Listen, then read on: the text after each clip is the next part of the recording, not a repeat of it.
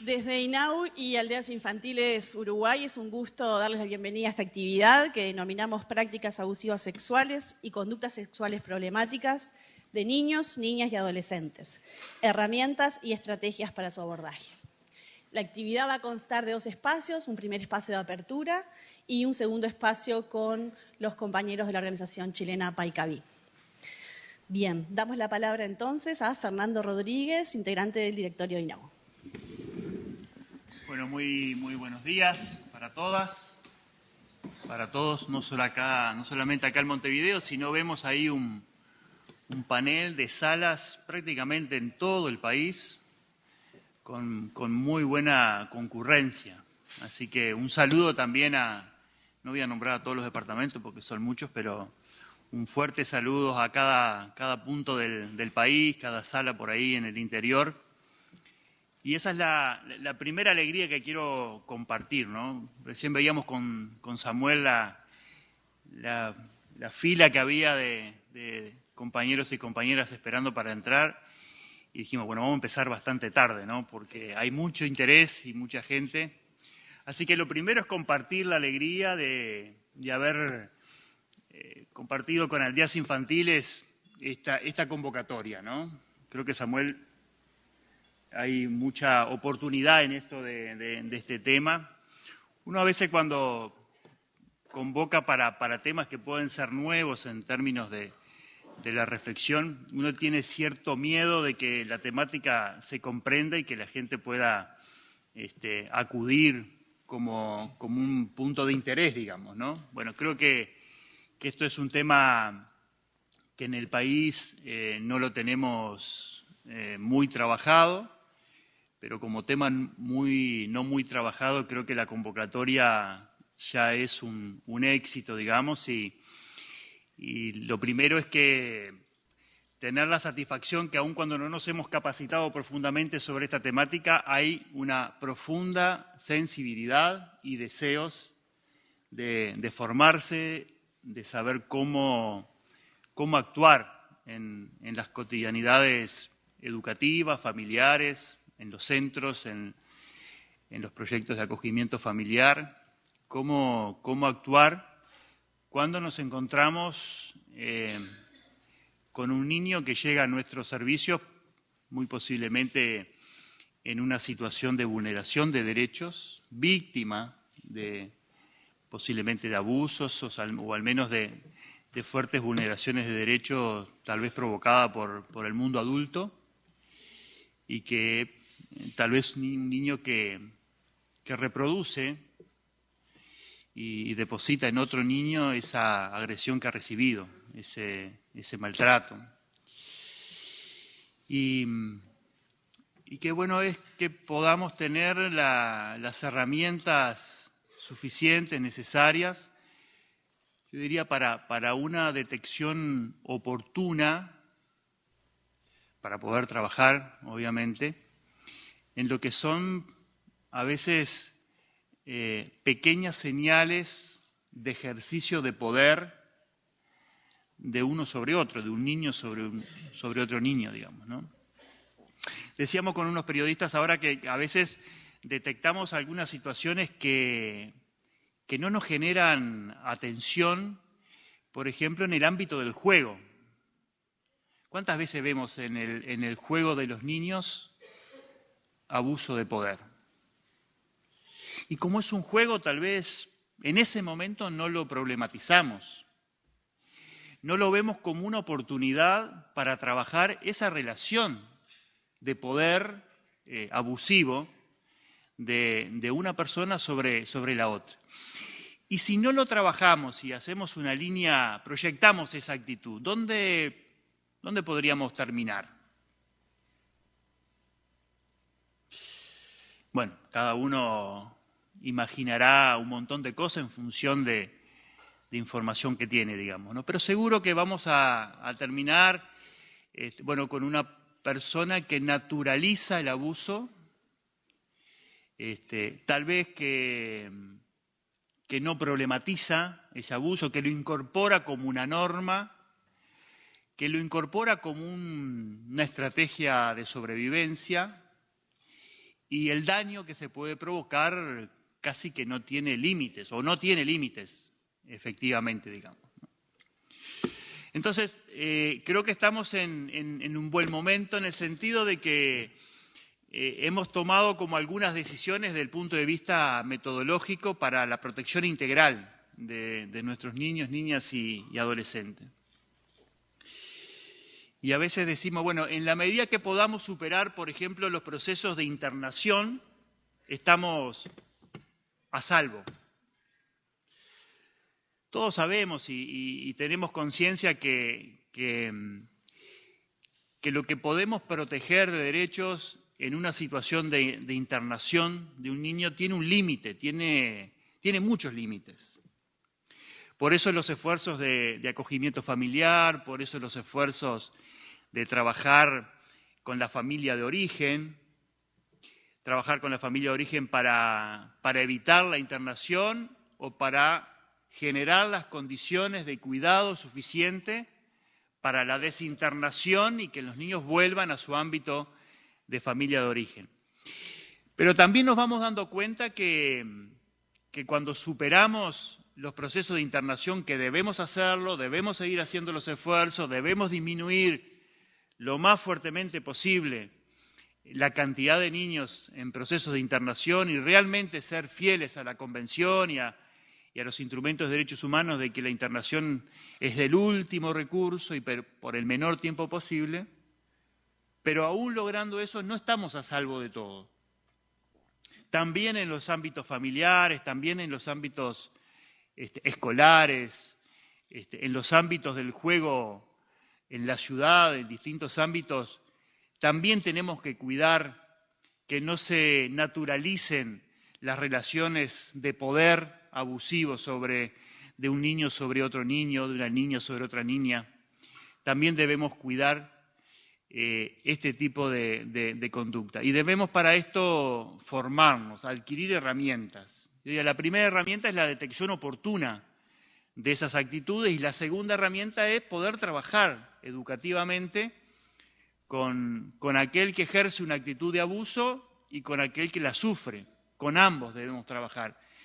Debemos romper con la reacción inmediata de separarlos. Obviamente que hay que desarrollar una estrategia de cuidado a ambos actores de la violencia, al que la recibe y al que la ejerce. Pero no es la aislación, tal vez, no es la discriminación, no es la estigmatización la que nos va a posibilitar mejores relaciones y relaciones más sanas entre los niños y, por supuesto, también después entre los adultos. Esto no implica no trabajar la responsabilidad de un adolescente que ejerce abuso sobre otro. Una cosa es comprenderlo en términos del contexto y otra cosa es olvidarnos de que hay una responsabilidad y que un adolescente tiene conciencia de responsabilidad y debemos trabajar la conciencia de la responsabilidad para revertir todo acto de abuso de una persona sobre otra persona. El sentido del respeto por la persona como digna de respeto, como dignidad de vida. Creo que eso es, digamos, una de las herramientas que debemos incorporar. Lo que hemos visto en los equipos cuando sucede alguna situación de estas, de las más profundas, ¿no? Por ejemplo, un abuso sexual de un adolescente sobre otro, sobre un niño, sobre otro adolescente, en los equipos vemos, bueno, bronca, temor de que eso siga pasando, impotencia, y a veces una actitud de separación, discriminación, como mecanismo, digamos, de solución rápida. Solución rápida que no es solución, ¿no? Obviamente, ¿no? Si no trabajamos la situación integralmente, nunca tendremos una solución integral. Pero bueno, para esto, este esfuerzo con nuestros hermanos chilenos, que les damos el reconocimiento y agradecemos el esfuerzo de acompañarnos en esta reflexión. Nos comentaban las experiencias en otros países de Pacaibí.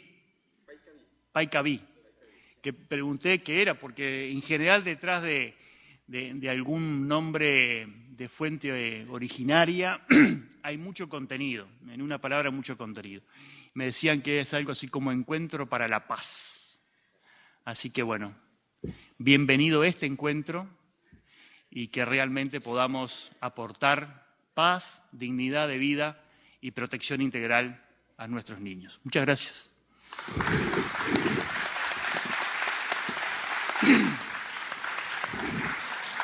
Muchas gracias, Fernando. Damos ahora la palabra a Samuel Diogo. Samuel es licenciado en Trabajo Social y es asesor en desarrollo de programas de aldeas infantiles SOS Uruguay. Bueno, buenos días. Es un placer estar acá. Primero quiero agradecerles la presencia a todos ustedes. Es un gusto realmente ver esta sala llena y ver también las otras salas en el interior del país también muy nutridas. Yo siempre destaco este tipo de instancias donde nos encontramos y nos encontramos para aprender.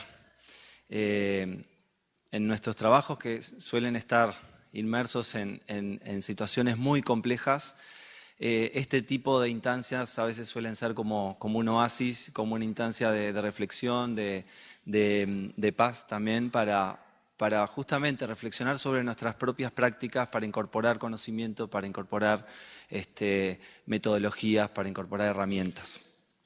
Y por eso para mí es muy gratificante también poder participar de esta actividad. Como aldeas infantiles, es un gusto haber trabajado con INAO para prepararla.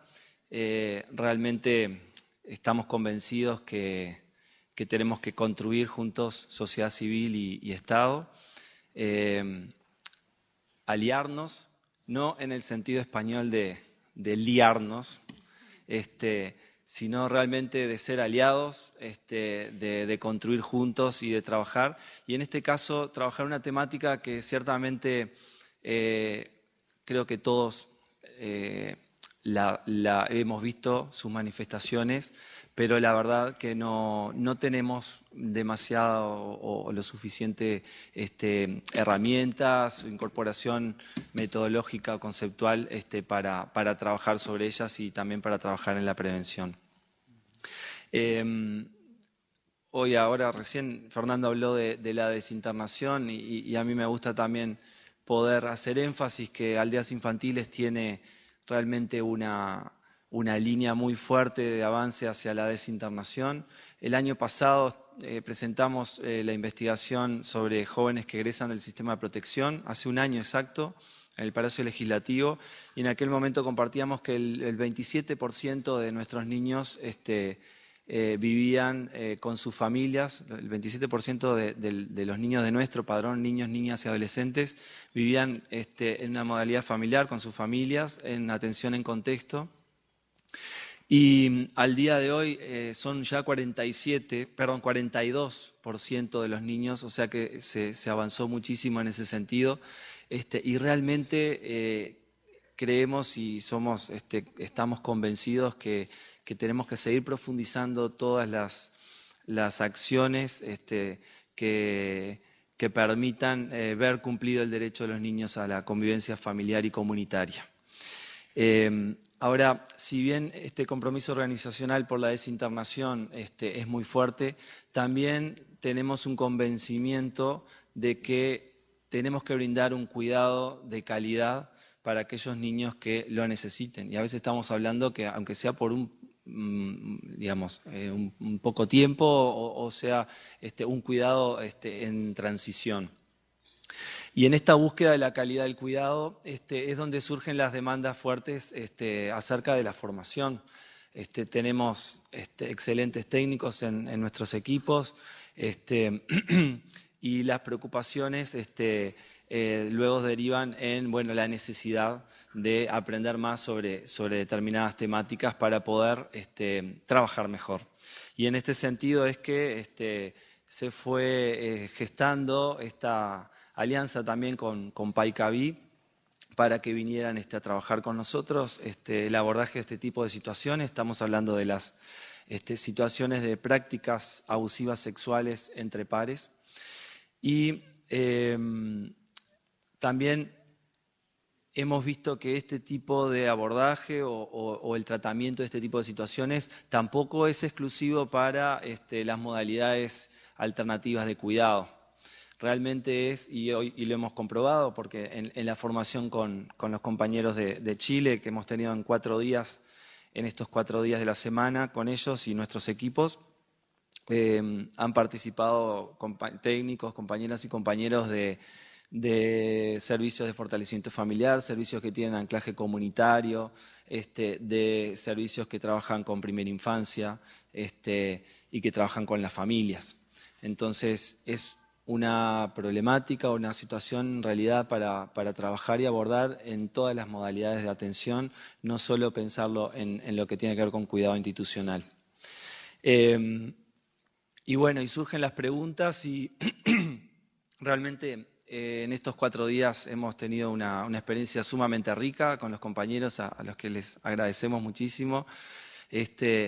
Y las preguntas justamente que surgían y que buscábamos evacuar en estos días era cómo prevenir este tipo de situaciones, cómo las detectamos, cómo diferenciar en los niños, niñas y adolescentes prácticas sexuales saludables y esperables de prácticas sexuales problemáticas y de prácticas de prácticas sexuales abusivas.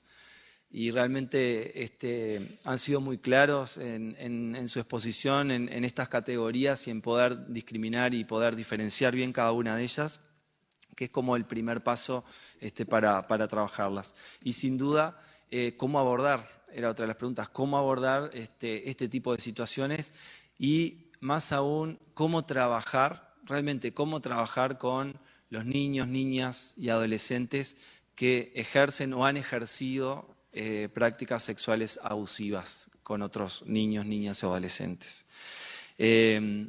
Bueno, hemos trabajado mucho estas interrogantes y yo creo que han sido evacuadas y hemos recibido muchas herramientas.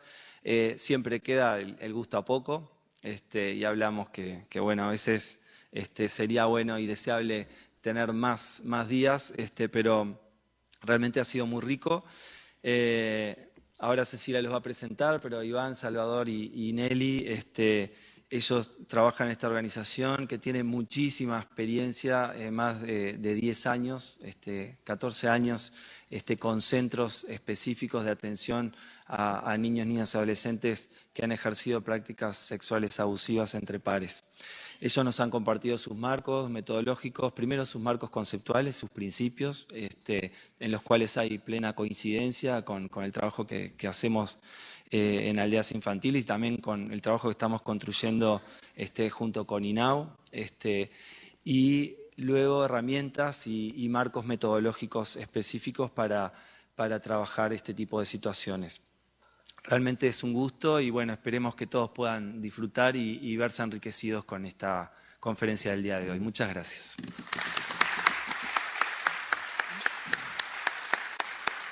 Muchas gracias, Fernando y Samuel. Invitamos a Iván, Nelly y Salvador a sumarse a la mesa.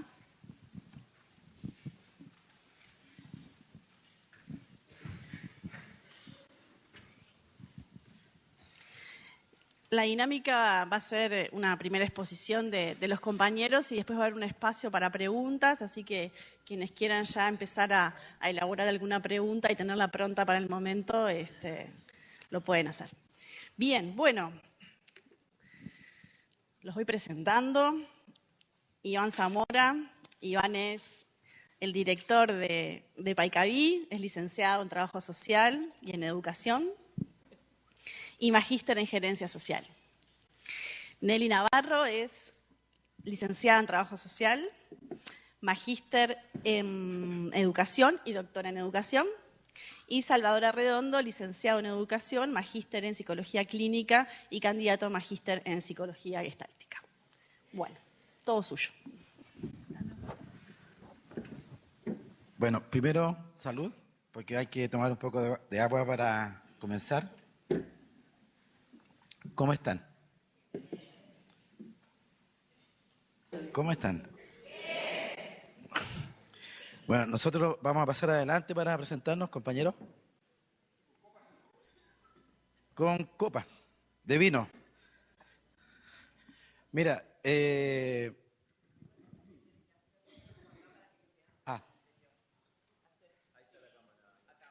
Aló. vamos a hacer una prueba de cámara. Ahí, ¿Puedo hacer una ahí, prueba de ahí. cámara? Venga. Ah, ahí estamos. Qué nervio. Bien. En primer lugar, agradecer a los compañeros que hicieron la presentación.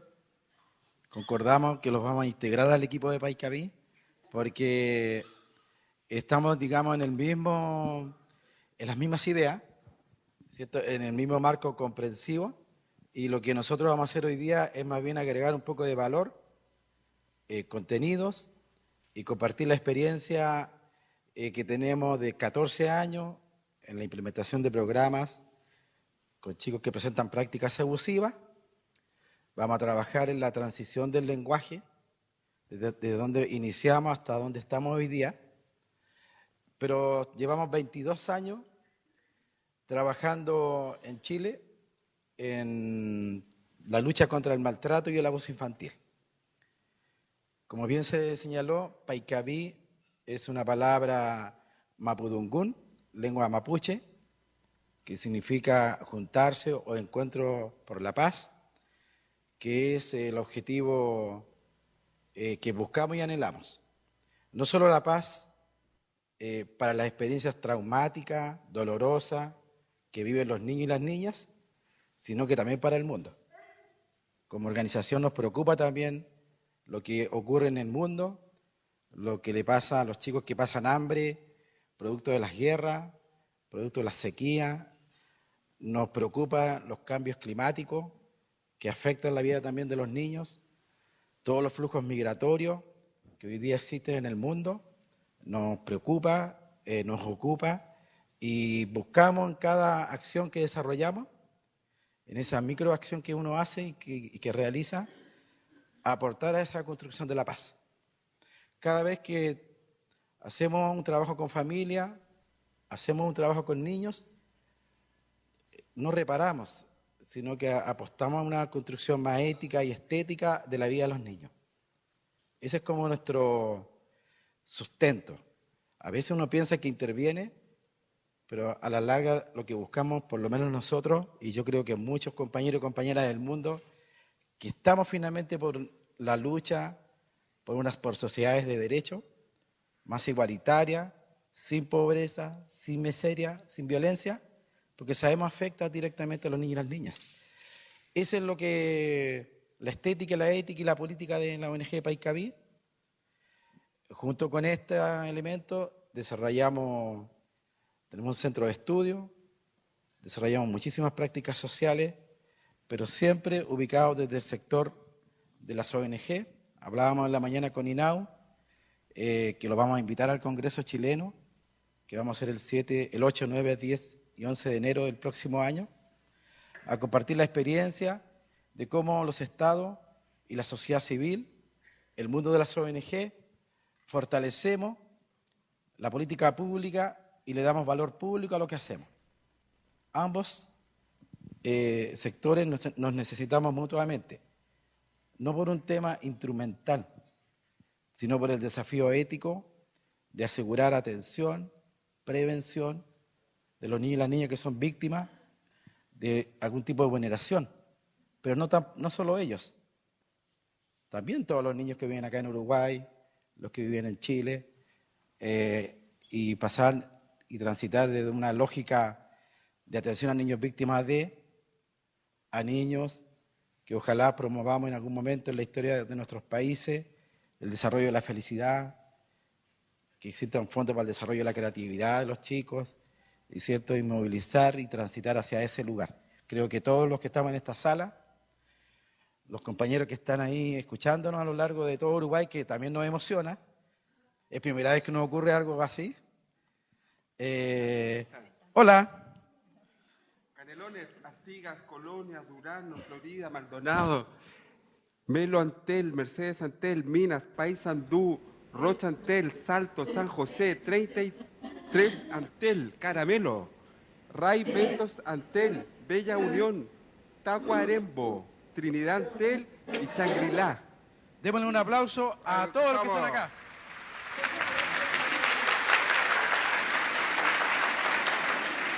Uruguay también tiene festival, como Viña del Mar, porque nosotros somos de Viña del Mar, ¿ya? Así que voy a presentar a mi compañera, Nelly Navarro. Ella se presentará en su forma de ser. Buenos días a todas y a todos. Mi nombre es Nelly Navarro, yo soy de profesión trabajadora social.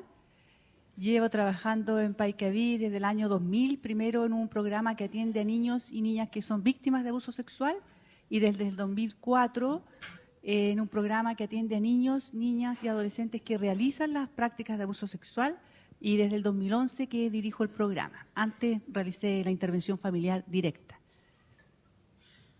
Salvador. Aquí tengo micrófono. Bueno, mi nombre es Salvador José Arredondo Holguín. Soy psicólogo, llegué el 2005, a Paicaví como estudiante en práctica.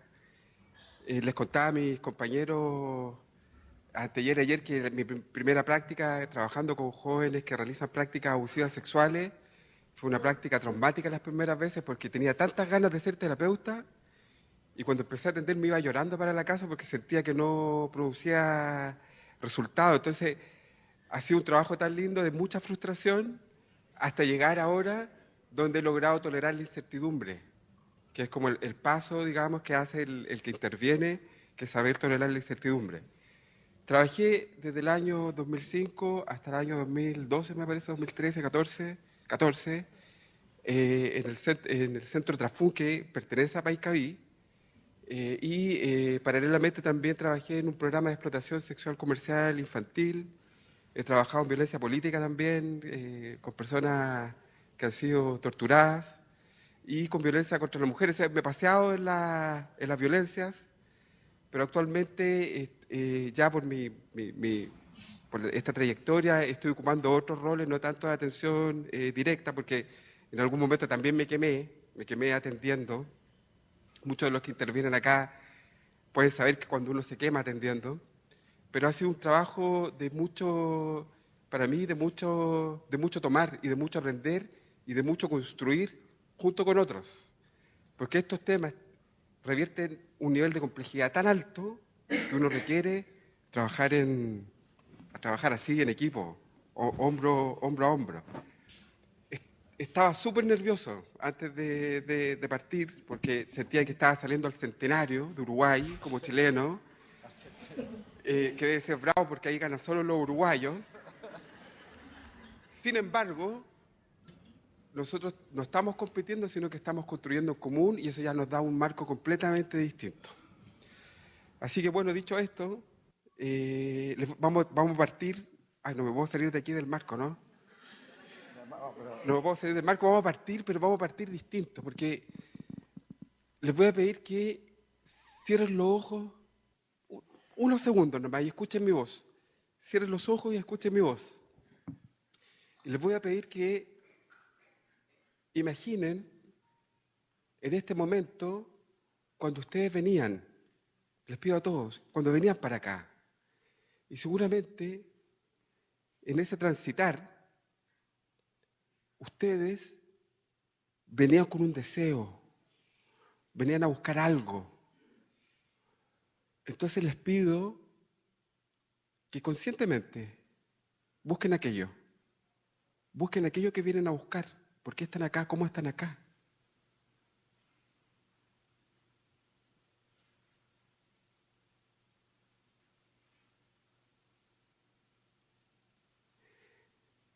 Y ahora lentamente, a su ritmo, quiero que como ya encontraron esa palabra, abran los ojos. Y espontáneamente me gustaría que les vamos a dar 1 minuto, 2 minutos, para que comenten con el compañero al lado qué es lo que vienen a buscar. Coméntenlo ahora. Hablen nomás qué vienen a buscar con el compañero al lado. Tienen 1 minuto. Todos. En Canelones, Artigas y Colonia también.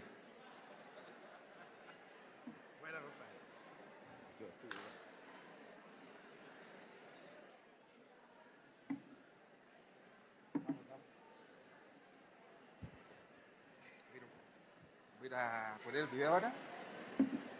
¿Y partís tú? Después del video.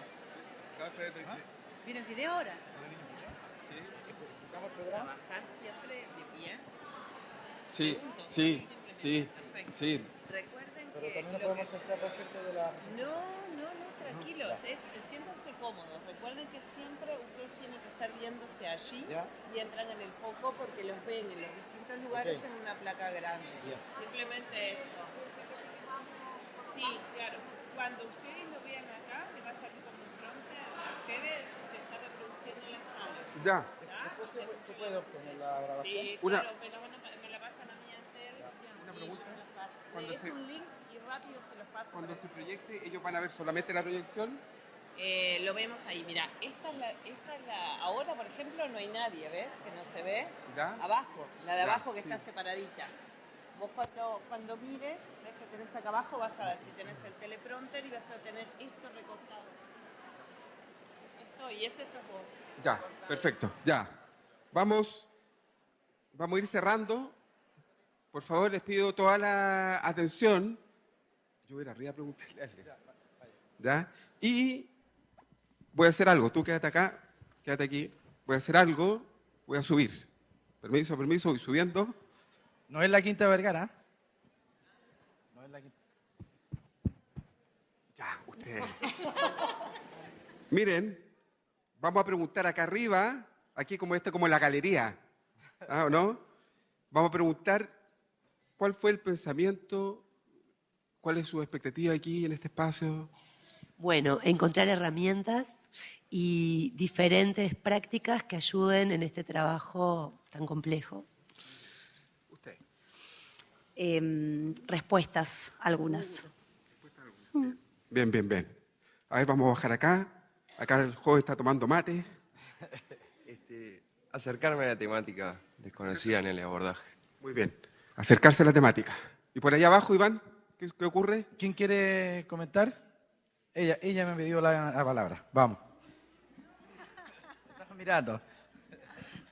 Bueno, me quedé con lo primero que me vino al cerrar los ojos y fue claridad, como una comprensión mayor a la hora de intervención en estos procesos. Bien. Vale. Bien, vamos al video. Les vamos a presentar un video. Este es un video que realizó la Televisión Nacional en Chile. Y me gustaría que prestaran atención porque es como un momento donde ya empieza a sembrarse algo a nivel de conciencia social y conciencia país.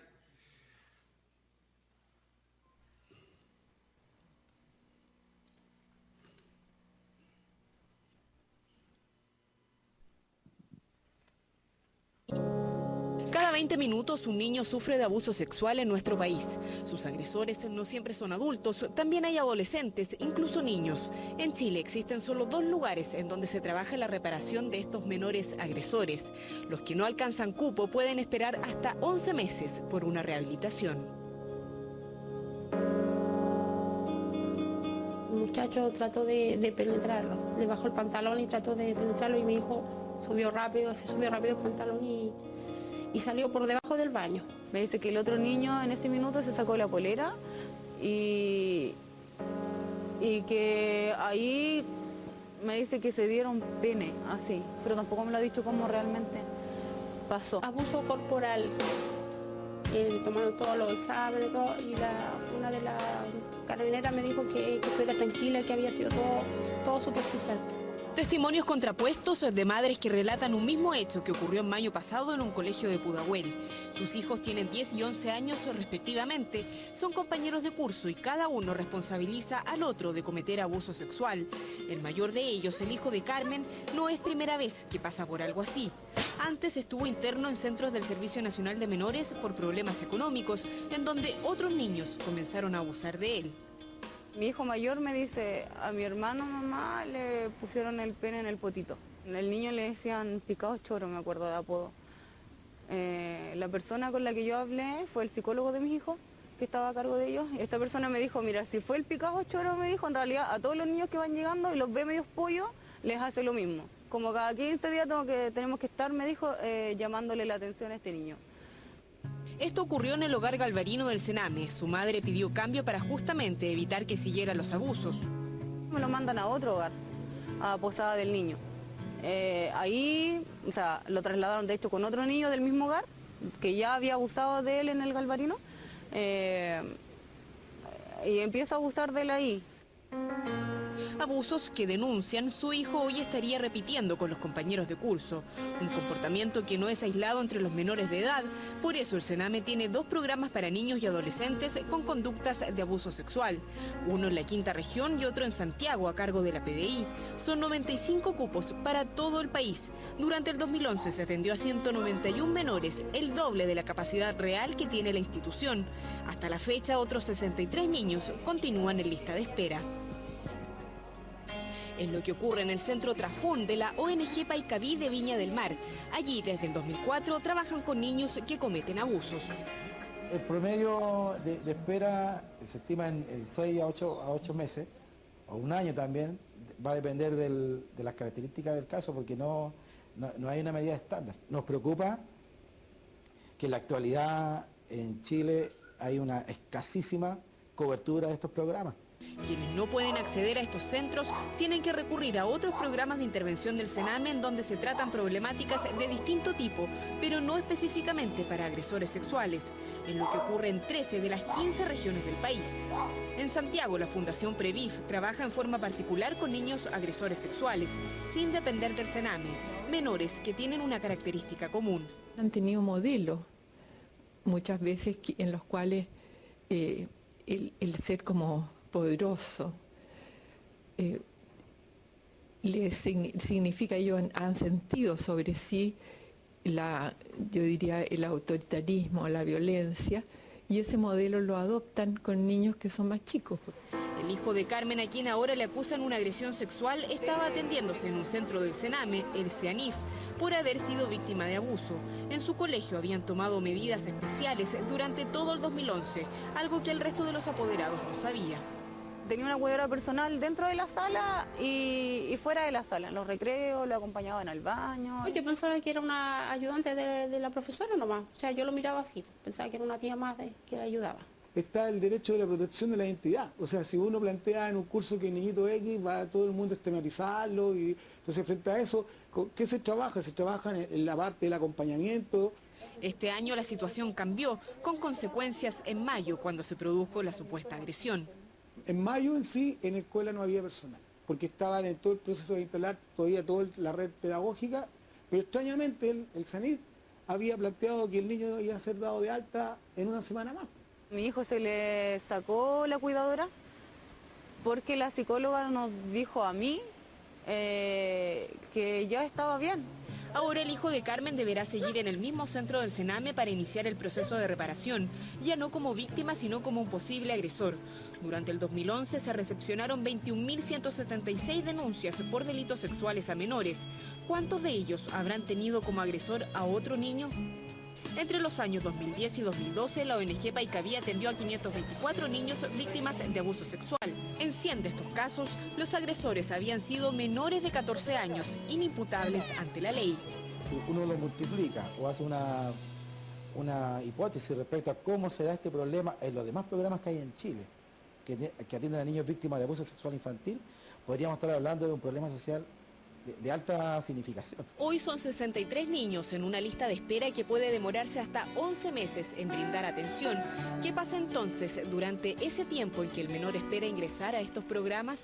El niño tiene que tener una observación más allá de un caso común y corriente, ¿ya? De un niño vulnerado común y corriente que no presente una conducta de agresor sexual. Eso se mantiene separado y con una visibilización. En los próximos meses se abrirá un centro en Chiloé con 22 cupos más. Por lo tanto, habrán 117 plazas para atender a niños que cometen abusos. Serán 3 programas en 3 regiones del país. El Estado debe invertir claramente en una política nacional que apunte a tener oferta especializada en cada una de las regiones, en cada una de las provincias, porque este es un problema que está en todo Chile. Nosotros estamos abordando esta con solicitudes presupuestarias para intentar lograr satisfacer la lista de espera y también eventualmente lograr la colocación de nuevos programas en donde no los hay. En el caso de estas apoderadas, se determinó que el hijo de Marlene continúe en el colegio, mientras que el hijo de Carmen deberá seguir con exámenes libres en su casa mientras se hace un proceso de reparación en un centro del Sename, quien no está especializado en niños que cometen abusos. Te da impotencia no poder hacer nada, porque es un niño. Pero si ese niño llega a tener ayuda y tiene un buen tratamiento, puede salir adelante, pero hay que estar encima de él constante, no hay que dejarlo. Que ella sepa que yo la entiendo desde el fondo del corazón, porque yo pasé por eso. Y uno lo último que quiere es que le dañen a su guagua.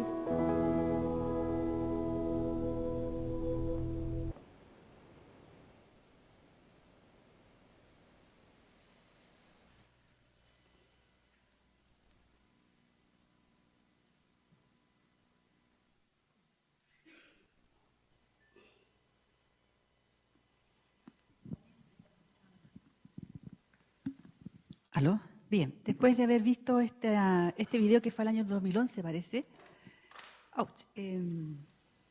donde la Televisión Nacional de Chile hace un reportaje respecto a las prácticas abusivas sexuales cometidas entre niños, hoy día contarles que hay 12 programas en nuestro país y cada programa tiene una cobertura de 50 niños, de Arica a Punta Arenas, o sea, a lo largo de todo Chile. Nosotros, en particular, en la región de Viña, tenemos una cobertura de 50 niños, pero atendemos 18 extras. Entonces tenemos 68 niños que son los que realizan la práctica de abuso sexual. La diapositiva. Cuando nosotros partimos el año 2004, en Paikaví, trabajábamos desde el lado de la víctima, del niño o niña que había sido víctima de abuso sexual. Y desde allí nos fuimos dando cuenta que había un porcentaje significativo en que el agresor del abuso sexual correspondía a un niño que tenía menos de 18 años. Entonces, como Paikaví, presentan una propuesta de trabajo al gobierno regional para poder abordar estos casos. Y comenzamos en ese tiempo, el 2004, con 25 niños y niñas que habían realizado un abuso sexual. No sabíamos mucho del tema, no sabíamos nada en realidad del tema. Sabíamos cómo trabajar con víctimas, pero no con agresores, entre comillas.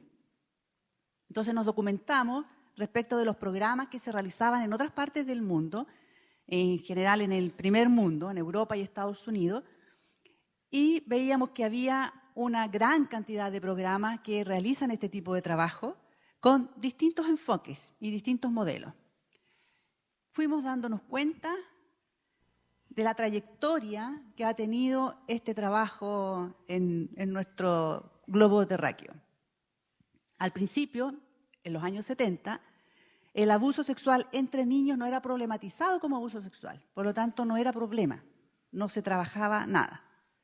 Posteriormente se empezaron a realizar estudios en la población adulta, aquellos privados de libertad, aquellas personas privadas de libertad que habían cometido delitos sexuales, que estaban presos por los delitos sexuales.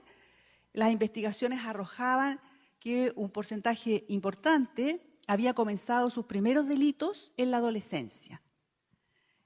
Entonces, desde allí, los primeros programas que aparecen para trabajar con adolescentes vienen de los modelos de adultos y desde lo punitivo, es decir, desde lo más bien jurídico, no desde el ámbito de la protección.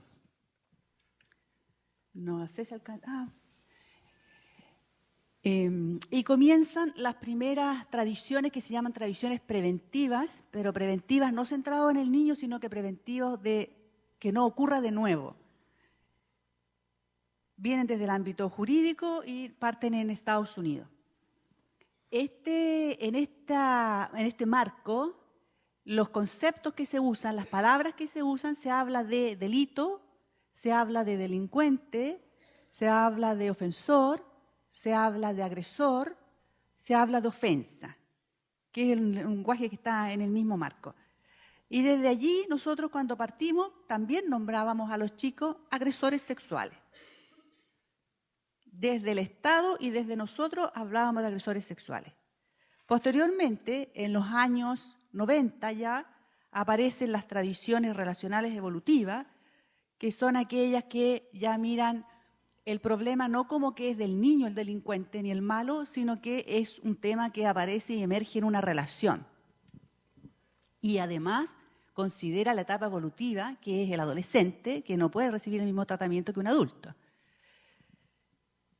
Posteriormente aparecen las tradiciones críticas y de recursos centradas no en el problema, sino que en el fortalecimiento de recursos. Estas tradiciones señalan que basta con fortalecer recursos para que desaparezca por sí sola la conducta agresiva sexual. Todas estas escuelas continúan hoy vigentes, se superponen unas a otras, no es que hayan desaparecido. Y después ya desde el año 2000 está este signo de pregunta, ¿no es cierto?, porque aparecemos nosotros. Antes señalar que en las tradiciones relacionales evolutivas se habla ya de conducta sexual agresiva, no se habla de agresor, cambia el lenguaje. Se habla de comportamiento abusivo sexual, se habla de conductas sexuales problemáticas. Y las siguientes tradiciones, que son las críticas y de recursos, se habla de niños, jóvenes que han agredido o abusado sexualmente. ¿Se dan cuenta cómo va cambiando el lenguaje? Desde primero atribuir la conducta al joven a hablar de una conducta. Y desde allí, en este marco también paicaviano, ¿puedes leer la siguiente, por favor? Nosotros comenzamos a hablar de prácticas abusivas sexuales. Paz, le decimos paz con S, para que no se confunda la paz con la verdadera paz. Entonces, nosotros, en el marco en realidad de Paicaví tiene 22 programas. Nosotros somos uno. No, en este momento somos 3 programas que realizan este trabajo. Pero todo el marco de Paicaví está enfocado a que nosotros somos parte de una matriz relacional, cultural, contextual y familiar, donde emerge y aparece la violencia contra los niños. Y desde ese lugar, nosotros como Paz, también conceptualizamos la palabra práctica como algo que se entreteje en una matriz cultural y que no es una atribución propia del niño o de la niña. Por lo tanto, es un término que no totaliza la identidad del adolescente. Al hablar de agresor, ¿no es cierto?, yo estoy hablando del ser, de la identidad. Yo soy agresora. Pero si yo realizo una conducta o una práctica agresiva, tengo posibilidad de cambiar. Así como hago buenas prácticas, hago malas prácticas. Pero no soy en mi identidad, especialmente, ¿no es cierto?, considerando que en la adolescencia uno está en la construcción de la identidad, hablar de ser como identidad un agresor, o un violador, o un ofensor. Eso no permite ninguna posibilidad de cambio. También es un término que no resulta legalista. Explicita la matriz compartida y racional de la que yo le contaba y enfatiza el agenciamiento y la voluntad de cambio. ¿Puedo hacer algo? Por favor. Miren, por favor. Esto que señala Nelly es fundamental, porque ¿qué es lo que hace el lenguaje? ¿Qué construye el lenguaje? ¿Qué construye el lenguaje? Construye realidades, ¿cierto? Y como yo voy construyendo realidades, voy construyendo fenómenos y los voy nombrando, también de alguna forma los voy estigmatizando y voy dejando fijos algunos fenómenos. Por lo tanto, cuando nosotros hablamos de una práctica abusiva sexual, estamos poniendo énfasis en un tipo de práctica que es temporal, que tiene que ver con una práctica que es situada en un tiempo y en un espacio, que al mismo tiempo no va a totalizar la identidad del otro. Es como decirle al otro, ¿sabes qué? Tú tienes un montón de cosas buenas, pero en esta práctica es la que nosotros no aceptamos y la que queremos poner freno, pero no totalizamos al otro. Y el lenguaje en esto es absolutamente necesario. Al mismo tiempo, cuando es una práctica se puede agenciar. ¿Qué es lo que es el agenciamiento? El agenciamiento es como una gestión emocional, es una gestión interna. Es poder discriminar aquellos elementos que son sanos, saludables, y aquellos elementos que no son tan saludables. Por lo tanto, esto es muy importante porque los adolescentes, los jóvenes, están como señalaba Nelly, están en pleno proceso de construcción de su identidad. Por lo tanto, la plasticidad neuronal y las otras plasticidades todavía están presentes. Todavía podemos hacer algo, todavía podemos trabajar. Nosotros, si nombramos desde un lugar, el joven va a actuar desde ese lugar. Es un fenómeno que se ve mucho, yo lo veo mucho en el colegio. Cuando a un estudiante uno le dice que es flojo, que tiene malas prácticas, y él está en pleno proceso de construcción de su identidad, ¿qué es lo que quiere un niño, qué quiere un adolescente? Quiere existir. Y como quiere existir, quiere ser visto. Y cuando los adultos los vemos solamente desde este lugar de negatividad, lo totalizamos y capaz que lo hagamos actuar desde el lugar donde él está siendo visto. Por lo tanto, es fundamental tener conceptos que sean procesales y no estigmatizantes. También agregar que desde esa perspectiva también uno lo puede llevar a la vida cotidiana, a todos los actos cotidianos, porque esta idea de instalar nuestro propio lenguaje, ¿cierto? Que no estigmatice, sino que dé posibilidades y oportunidades de desarrollo, uno podría llevarlo tranquilamente a la relación con nuestros hijos, en las relaciones de pareja, con los amigos, y si uno recuerda sus propias historias familiares, ¿cuántos de los que estamos en este lugar fuimos también estigmatizados por nuestros propios padres? Y muchas de esa estigmatización seguro que nos acompañan en nuestro trayecto de vida. Por lo tanto, es interesante porque no está asociado solamente a este trabajo de prácticas abusivas sexuales.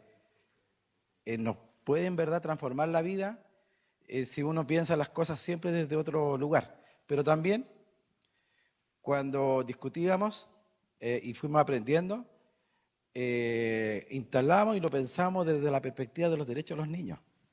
Estos chicos también en su matriz han sido víctimas. Por lo tanto, también requieren restitución de derechos. Entonces, ¿cómo uno desarrolla programas que no estigmaticen el lenguaje de derecho?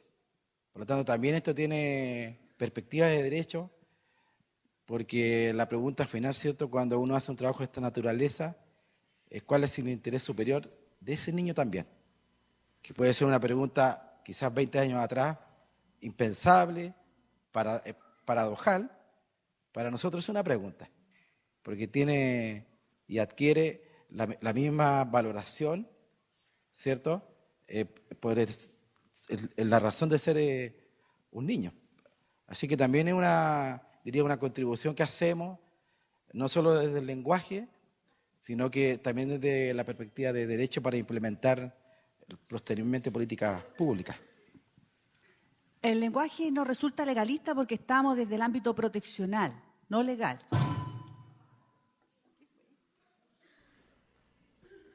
Una bomba. Jaque. Que es necesario señalar que no estamos en el ámbito judicial, jurídico, porque nosotros no tenemos que demostrar si lo hizo o no lo hizo, si ocurrió o no ocurrió. A veces algunas mamás dicen, yo quiero saber si lo hizo, si mi hijo fue o no. No es nuestro objetivo de trabajo y vamos a señalar más adelante nuestros objetivos de trabajo.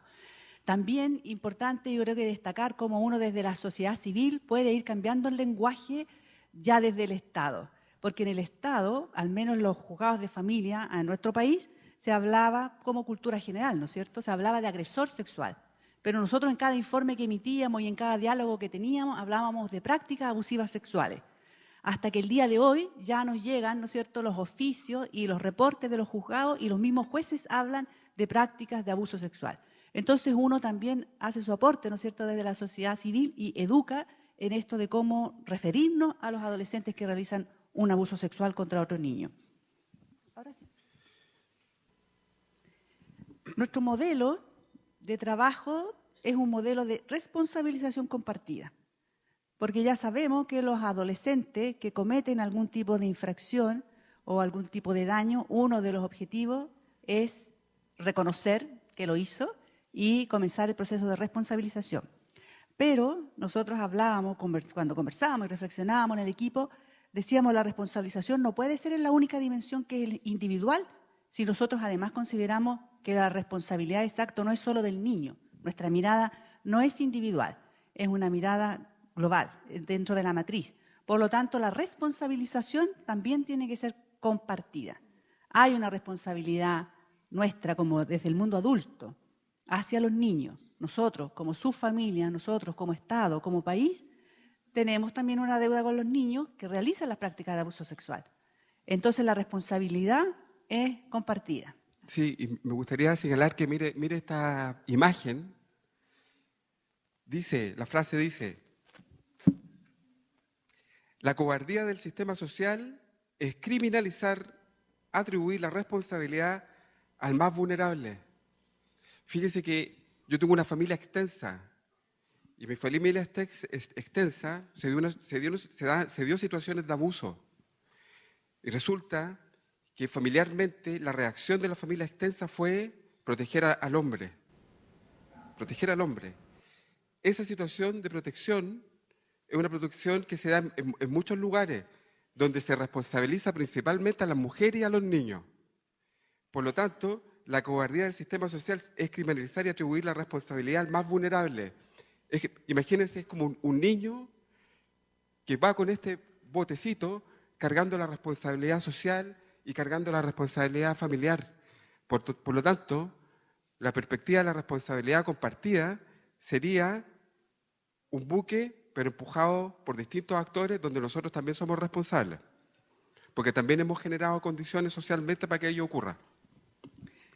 Sí. Claro, porque la realización de una práctica de abuso sexual, la reacción inmediata es el niño es el culpable, ¿sí? El niño es el responsable, él es el malo, es él el que tiene que cambiar.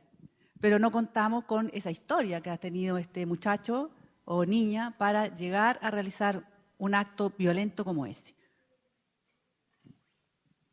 Vamos a compartir algunas estadísticas a partir de nuestro trabajo que nos hablan del fenómeno en sí. Por ejemplo, tenemos que de quienes realizan una práctica de abuso sexual, el 95% es un hombre y solo el 5% corresponde a una niña. Esto tiene que ver con nuestra cultura, claramente, nuestra cultura patriarcal, donde, por un lado, el tema del abuso de poder, que señalaba nuestro compañero uruguayo, me pareció muy bien, el hombre tiene un lugar de poder respecto de la mujer, de privilegio, y está todo el tema sexual también, de por medio. El sexo de la víctima, sin embargo, aquí nos llamaba la atención en ese tiempo, que las víctimas, no necesariamente la mayoría eran mujeres.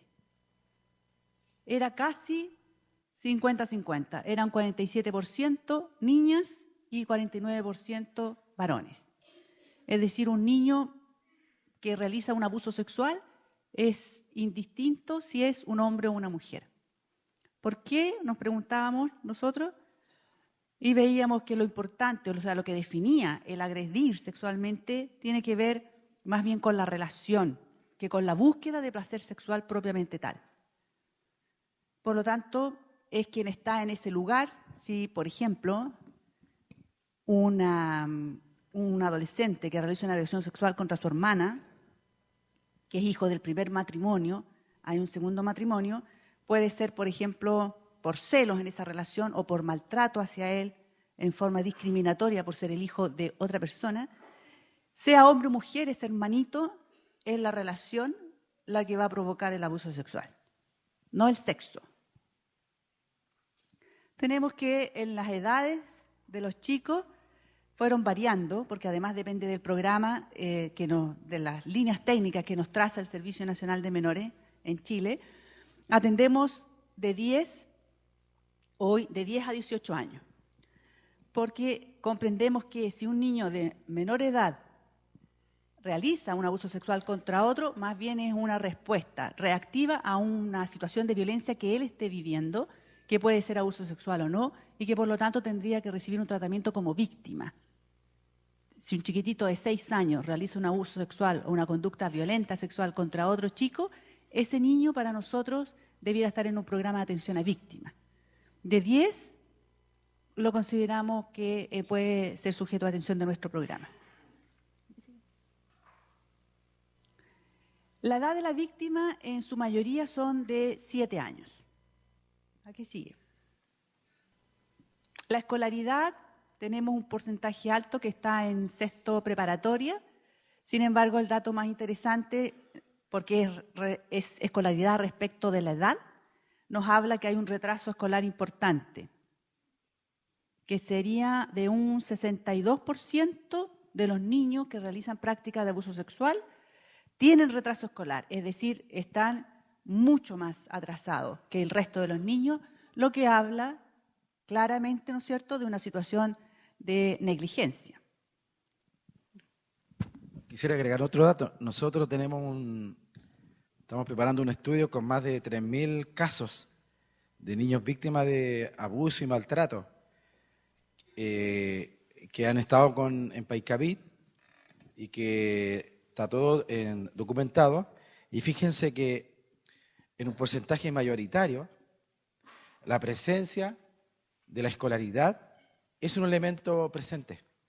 O sea, al parecer, situaciones de retraso escolar, que uno pudiera leerlo solamente como un fenómeno muy particular en la vida de ese niño, es un gatillante, ¿cierto?, también de posibilidades de malos tratos. Y nosotros en los talleres señalábamos, por ejemplo, si uno recuerda cuando llegaba con una mala nota a su casa, ¿cierto? Si yo llegaba con un 3, mis padres me decían, bien Iván, mañana lo vas a hacer mejor. ¿Qué creen ustedes? ¿Ah? ¿Qué me decían? Venga, venga. Venga aquí. Si usted es parte acá del... ¿Qué es lo que me decían mis papás? Según... mirando a la cámara.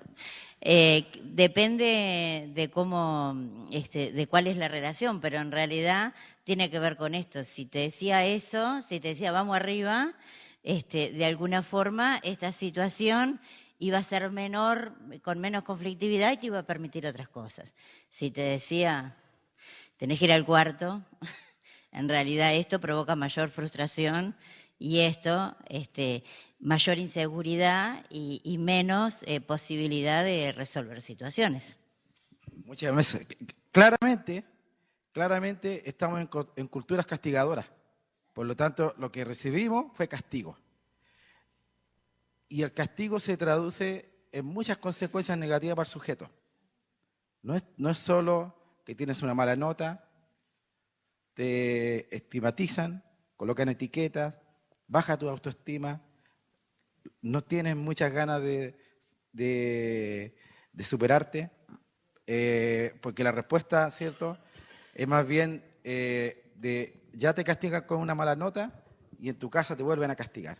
Por lo tanto, es importante para todos los compañeros que trabajan en programas de esta naturaleza observar y mirar estos datos. ¿Cuántos de los niños que trabajan ustedes y cuál es la relación con el tema de escolaridad? Si hay o no variantes.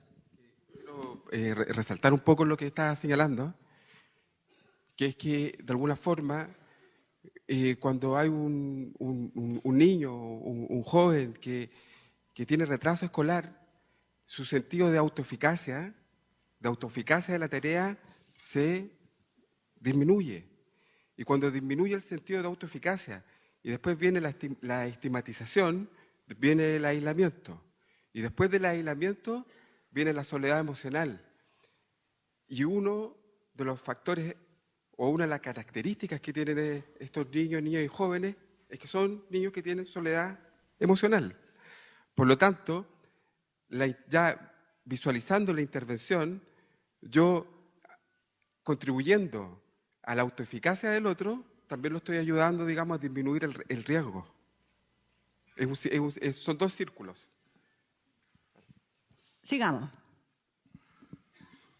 Entonces, la lámina que sigue, tipos de familia. Pero antes no había una. Sí. Esa es la... escolar. Y esta es la que viene ahora, institucionalización.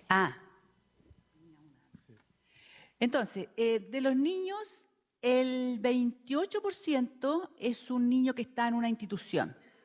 Está en un hogar o en una familia de acogida y el 72% está con su familia. Ese es un dato relevante, porque uno podría tener el prejuicio, ¿cierto?, que las prácticas de abuso sexual son entre niños que están en estado de abandono o que están internalizados, institucionalizados en algún hogar de menores, se llaman en Chile. Pero es el 72% el que está con su familia. Ahora vamos a ver con qué tipo de familia. Nuevamente, el más alto porcentaje es el que está con familia nuclear. El 32% por sobre el resto que está alguno en familia disgregada, extensa, reconstituida, sustituta, uniparental. También es un dato que es muy, muy relevante porque finalmente es un niño o niña que está con su papá, que está con su mamá, que está con sus hermanos. Y es allí donde se presenta la mayor cantidad de prácticas de abuso sexual.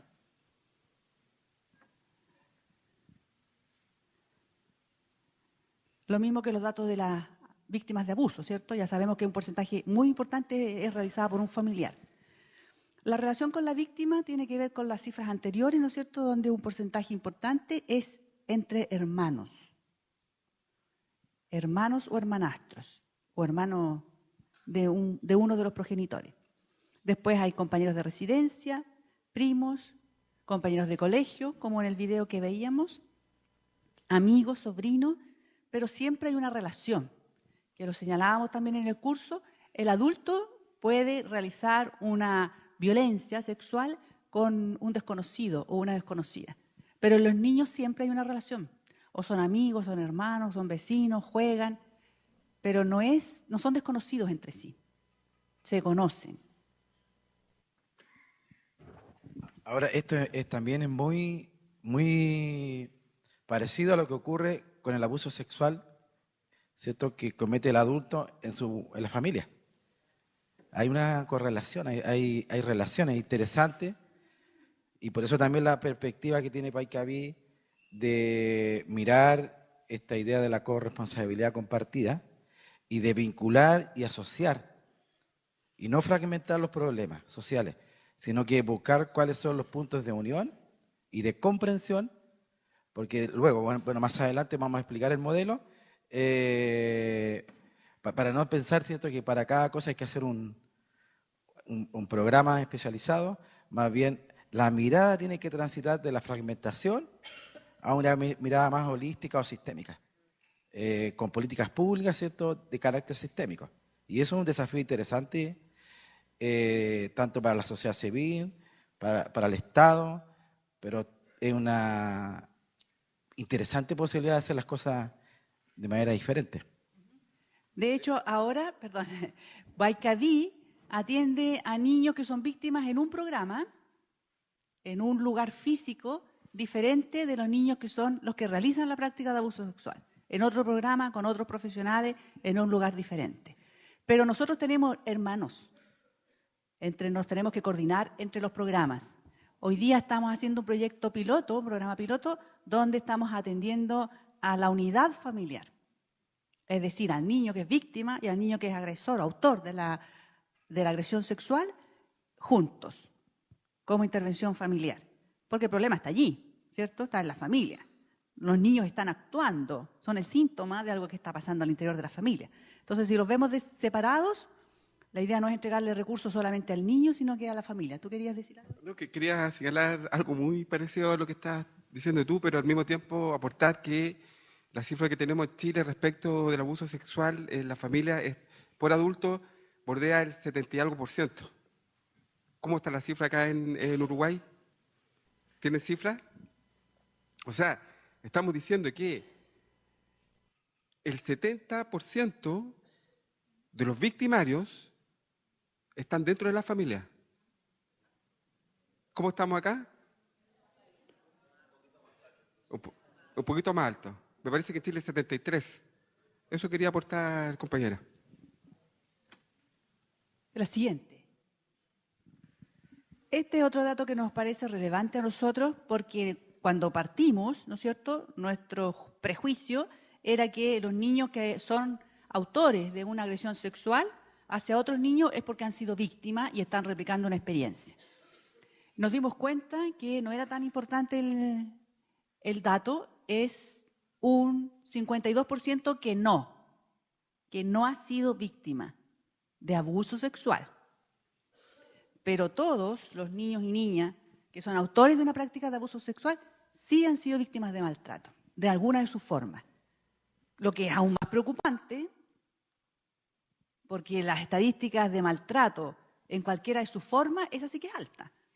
Por lo tanto, todos esos niños podrían llegar a cometer una agresión sexual contra otro niño. Cualquier niño que haya sido humillado, maltratado, golpeado, o, sí, bien digo, humillado, ¿no es cierto?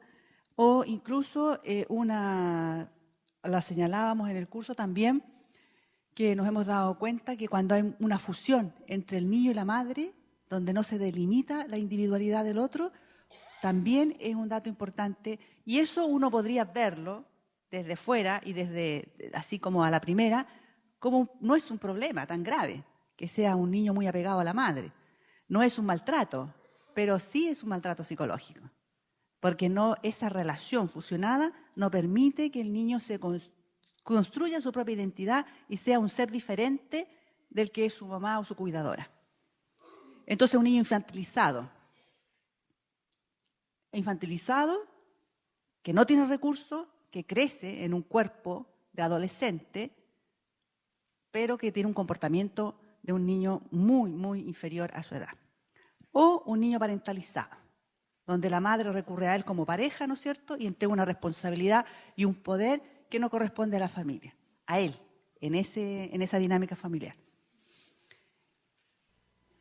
Acá tenemos lo que yo señalaba, ¿no es cierto?, las distintas formas de maltrato de los niños que son testigos, por ejemplo, de violencia intrafamiliar. Ellos directamente no han recibido castigo, pero hay una violencia conyugal así importante, muy, muy importante, y eso los daña profundamente.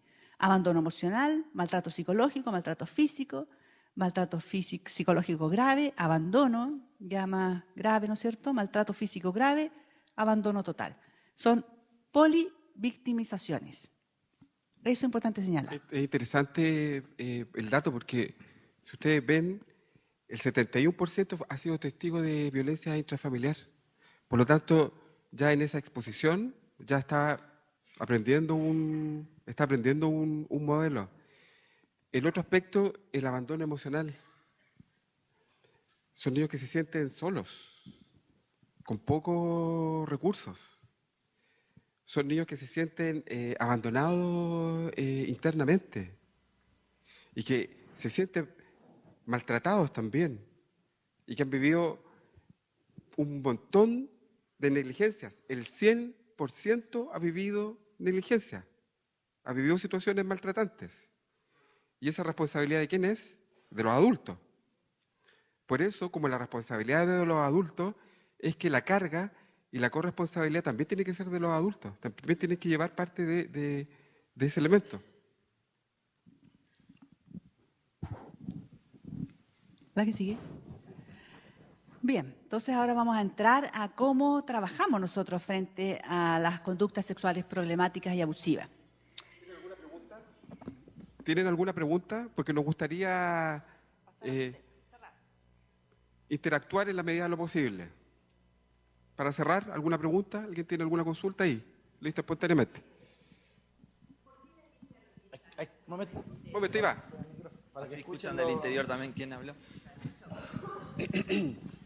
No, va a hablar. Quisiera que me explicaran un poco más por qué el criterio de corte a los 10 años para trabajar en un programa o en otro y no otros determinantes.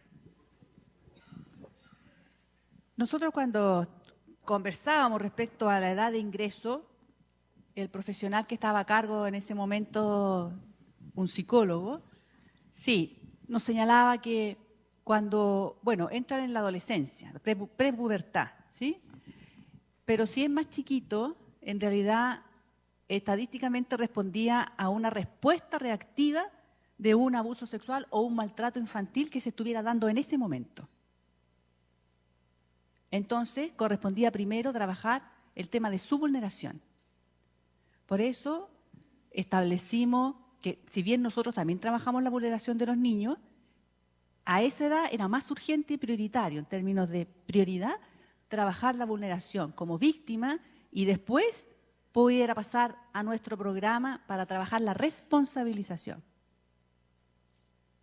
¿Sí?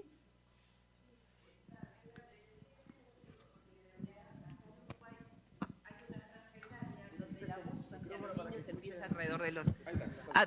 acá en Uruguay hay estadísticas que en el caso de niñas y también de niños hay un pico de comienzo de abuso cuando el niño tiene 10 años. O sea que en la actualidad es víctima de abuso. Entonces, si es solo un criterio de edad, ¿se entiende? Yo sé que a ustedes la estadística les dio distinto y el abuso era actual en ese momento, antes de los 10. Pero acá muchas veces el niño de 10 está siendo abusado y su abuso puede ser respuesta de lo que está viviendo. Entonces, por eso, digo, me cuesta el criterio por edades y no por situación. Es importante lo que tú señalas. En verdad, la expresión del abuso y la replicación de una situación abusiva también puede ser producto de una situación de estrés postraumático. Eso quiere decir que al momento de yo de recibir el abuso, después yo repito esa conducta, ¿ya? Si esa conducta es una expresión que se da entre los primeros 3 meses, podríamos hablar de un estrés postraumático. Sin embargo, si esto ya pasa de los 6 meses, ya podríamos hablar de un tipo de patrón abusivo, pero tiene que ver con la persistencia también de la conducta y también tiene que ver con el tipo de conducta. ¿Se fija? Porque si tenemos un niño de 8 o 9 años que introduce lápices, digamos, en los orificios del cuerpo de un ¿cómo se llama?, de un animal, ya ahí estamos hablando de otro elemento, ¿me explico, no? Por lo tanto, si bien el criterio no es un criterio, el criterio de edad a veces genera ciertos cortes que discriminan, hay que ir a ver cuál es la historia de ese niño, el tipo de conducta, qué relación estaba implicada ahí en conjunto con el otro, si es una expresión de un patrón abusivo o es la expresión de un estrés postraumático. Cuando me llegaban niños de 8 años que habían realizado una práctica abusiva sexual, el primer elemento es preguntarse, bueno, ¿por dónde vamos a partir aquí? ¿Vamos a partir por responsabilizarlo o vamos a generar una acción reparativa que pueda generar el piso para poder responsabilizarlo? Y ahí, en los distintos países del mundo hay distintas culturas y hay distintas posturas respecto de la responsabilización. Aquí me parece que a los 13 años es la responsabilidad penal, ¿o no? ¿13, 14 años? 13 años. En Chile es 14 años. No sé si me explico o todavía está con duda.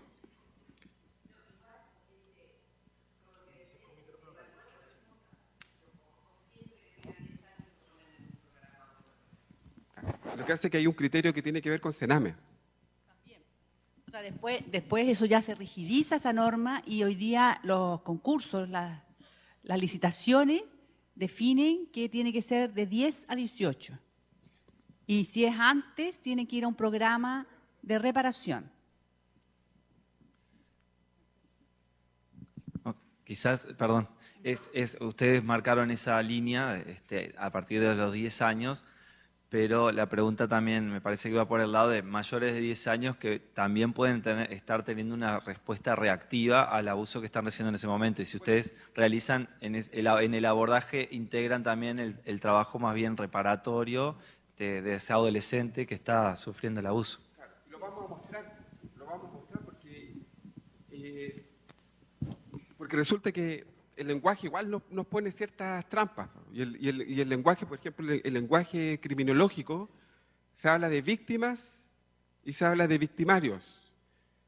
Entonces ya desde esa discriminación del lenguaje ya estamos fijando el fenómeno. Por lo tanto, cuando el trabajo con jóvenes que realizan prácticas abusivas sexuales es un trabajo que es integral, que tiene que considerar la trayectoria del niño, la niña o del adolescente, la tiene que considerar y ahí ponderar. Fíjense que las experiencias que yo tuve con niños de 8 años, para mí eran víctimas, pero los que son de más de 10 años también son víctimas. Entonces, ¿cómo yo voy a generar un proceso de reparación si no he reparado en ti? ¿Cómo yo voy a reconocer el daño al otro si no te he reconocido el daño en ti? Por lo tanto, es parte de una continuidad, es parte de una continuidad de trabajo. La siguiente diapositiva.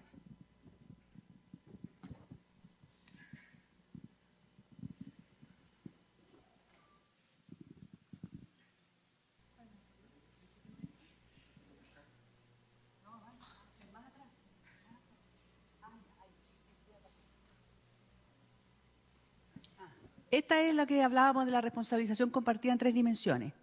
En la dimensión contextual, donde hay una matriz de violencia y vulneración de derechos, donde hoy día se exacerba la sexualidad, donde hoy día hay juegos de video, donde se muestra mucha violencia y los niños son permeables, ¿no es cierto? Van recogiendo todo esto que el contexto les va ofreciendo, como validando la violencia en la relación humana.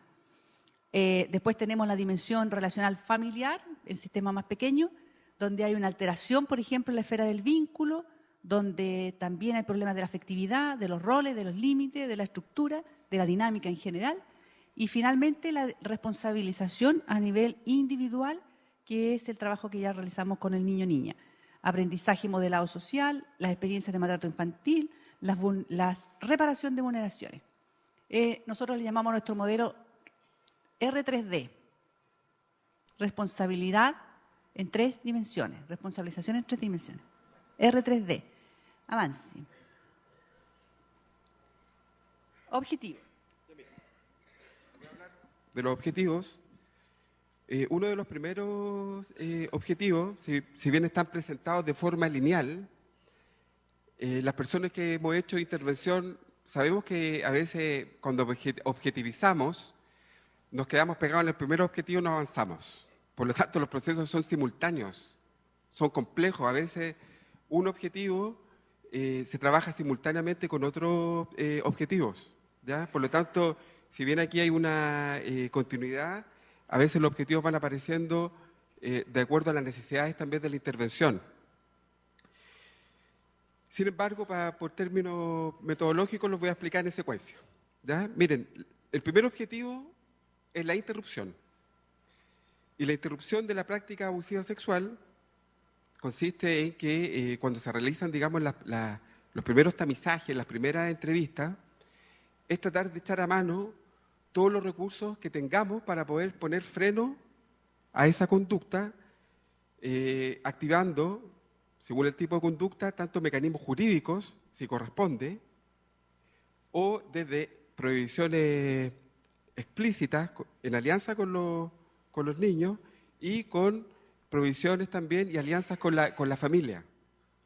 Usamos todo lo imaginable para producir la interrupción e inclusive si dentro del diagnóstico, en la evaluación de reincidencia o de riesgo de reincidencia consideramos que hay un riesgo alto que se produzca una reincidencia adentro del núcleo familiar, ¿cómo se llama? Hacemos sacamos a los niños de la casa. Eso tiene un nombre técnico, se me olvidó. Sacar. Pero ¿cómo se llama? Separación familiar. Eso, gracias. ¿Ya? Interrupción de la paz. Después, hay otro objetivo que es el reconocimiento. Y el reconocimiento consiste en poder reconocer con consistencia emocional el evento con uno mismo y también con otros. Reconozco, pero es un reconocimiento que también está ponderando con elementos empáticos el daño del otro. Porque no es lo mismo, muchas veces los colegios, yo trabajo en un colegio y a veces miro espantado, y eso que soy el psicólogo, algo tiene que hacer el psicólogo ahí, pero hay una cultura que tiene que ver con que pedir disculpas de forma automática. Un niño le pega al otro, pídale disculpas. Entonces, y pídale disculpas. Entonces, después llegan los niños y piden disculpas, pero casi como algo cotidiano, rutinario, obligado, y el proceso de reconocimiento es un proceso que se va trabajando. Pero a veces para reconocer el daño al otro, a veces yo también tengo que reconocer tu propio daño. Entonces a veces es un reconocimiento de doble vía, hacia ti y hacia el otro. Voy a mostrar, con mucho respeto, voy a leerles una carta de reconocimiento, escrita de puño y letra de un tratamiento. El uso de cartas es un elemento técnico, porque yo le puedo hacer al uso de la carta, le puedo hacer si hay psicoanalistas acá o no, tengo la tentación de preguntar. Levante la mano los psicoanalistas. Ya. Allá hay dos, ya. Se juntan para allá. Ya. Quiero saber nomás. Miren, se pueden hacer dos tipos de análisis con las cartas. Análisis de contenido, analizar el contenido, y puedo hacer análisis en el lenguaje, las palabras que utilizan. Puedo, en una carta, cuando el joven escribe, yo puedo mirar el proceso, puedo mirar si se está defendiendo o no, puedo ver si ese reconocimiento tiene consistencia o no. Entonces le voy a leer la carta y voy a ir explicando. Eso. Denme acá.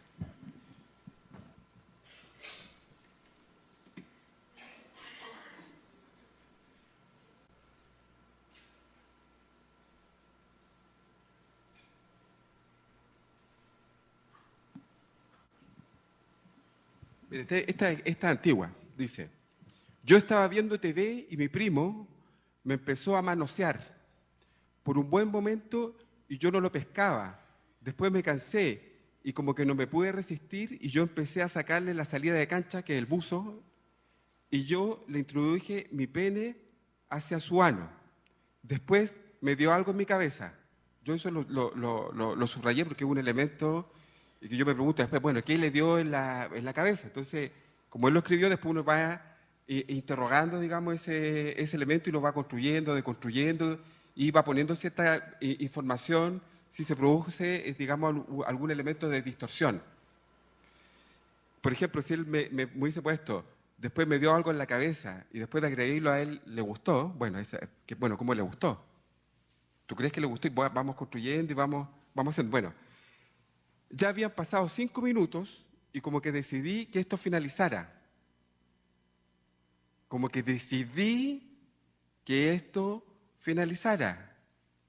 Por lo tanto, esa palabra que puede ser tan como superficial la frase, está hablando de que de alguna forma hay un agenciamiento.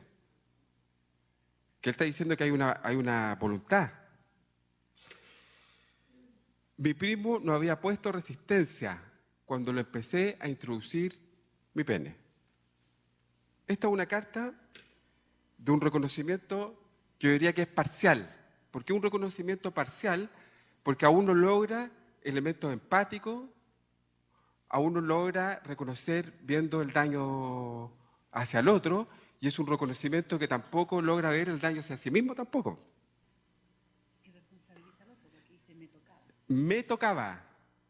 Muy bien. Me tocaba, por lo tanto, está poniendo la responsabilidad en referencia, o sea, en referencia al otro. Después me dio algo en la cabeza, dice. Esa es mi letra, la de abajo. Me falta un acento, me acabo de dar cuenta. Me da vergüenza. Miren, esta otra, aquí es un poquito más largo el reconocimiento, dice: cuando yo cometí el error, porque muchas veces las cartas no surgen de forma espontánea, hay que trabajarlas, se van trabajando las sesiones y después emerge el material. Dice: cuando yo cometí el error de tocar a un menor de 4 años, yo me sentí súper mal, porque después llegaron muchos problemas a mi vida. Ya solamente esa frase es de un sujeto o de un niño que tiene conciencia de que de alguna forma hay una consecuencia del acto. Por lo tanto, eso es un tesoro. Es un tesoro porque eso hay que tomarle y decirle, ¿viste? Hay una consecuencia, por lo tanto, en un lenguaje sencillo. Si lo vuelves a hacer, tus consecuencias se van a amplificar. Va a aumentar. Y veo que lo has pasado mal. Por lo tanto, no tienes que seguir pasándolo mal. A su consciente, perdón a los psicoanalistas, a su lado consciente. Miren, bueno, lo que pasó fue que un día sábado fui a la casa de la esposa de mi tío a tomar desayuno junto a mi madre y mi hermanita chica. Yo le quería pasar una pelota de fútbol al pequeño, ¿lo ve? Chiquitito. Pedimos permiso para salir a buscar la pelota. Llegamos a casa, le pasé la pelota y lo dejé jugando con el PlayStation. Luego bajé al baño a hacer mis necesidades.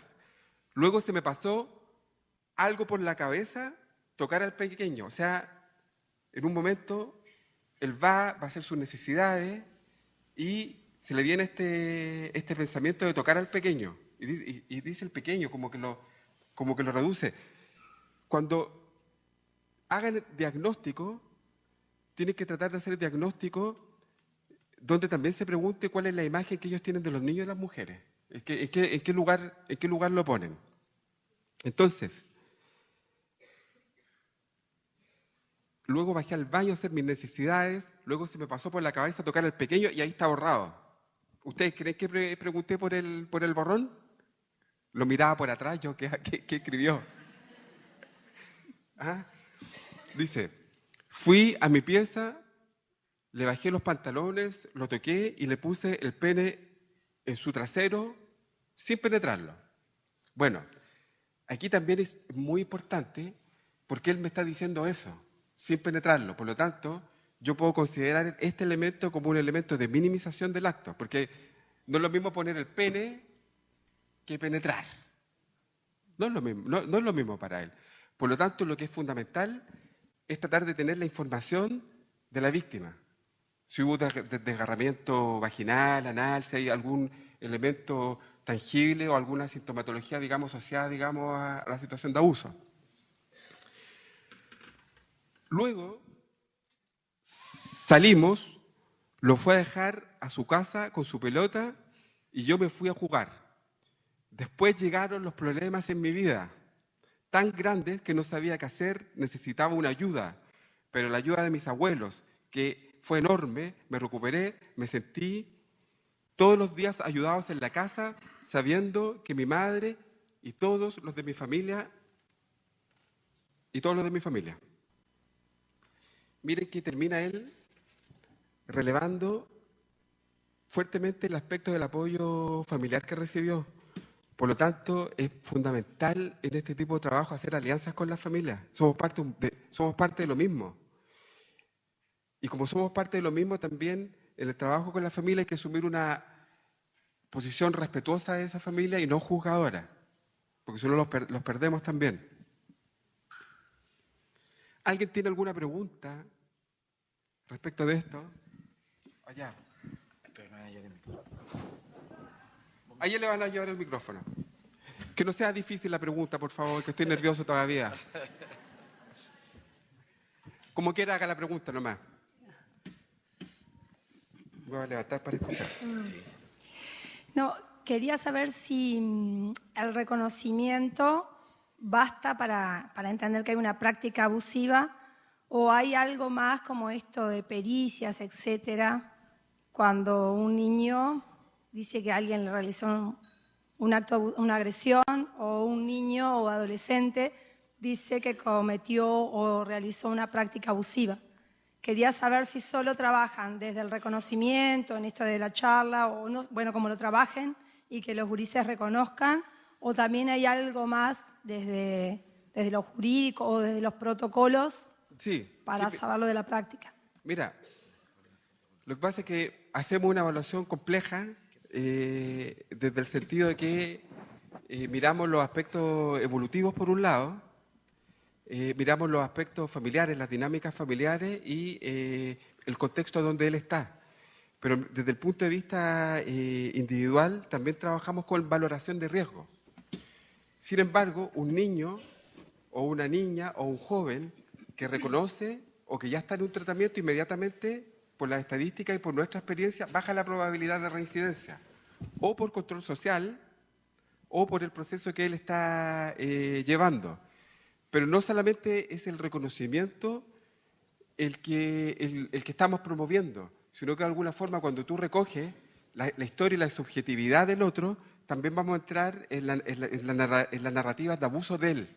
¿Se fija o no? También trabajamos otros aspectos como la resignificación de sus propios derechos vulnerados. No sé si me explico. Aquí te va. Agregar algo. Cuando no hay reconocimiento, nosotros a veces sí hemos usado el relato de la víctima como para confrontar. No la experiencia de salud, porque a veces no hay penetración y no hay señales evidentes físicas, pero sí hay un daño.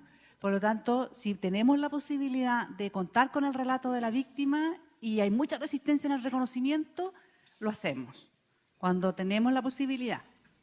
Pero a veces hemos trabajado, nosotros como plazo tenemos 18 meses, es decir, 1 año y medio para trabajar con los jóvenes. Y a veces hemos conseguido un reconocimiento al mes octavo, al 10º, al año. No es fácil que reconozcan. Entonces, cuando hay un reconocimiento, nosotros al menos como equipo nos ponemos súper contentos porque ya hemos dado un paso importante. Sin embargo, hay algunas líneas de trabajo hoy día que discuten un poco el tema del reconocimiento. Señalan que no es tan importante. Yo tengo mis dudas, o sea, igual es como un tema de reflexión, no es algo que esté zanjado.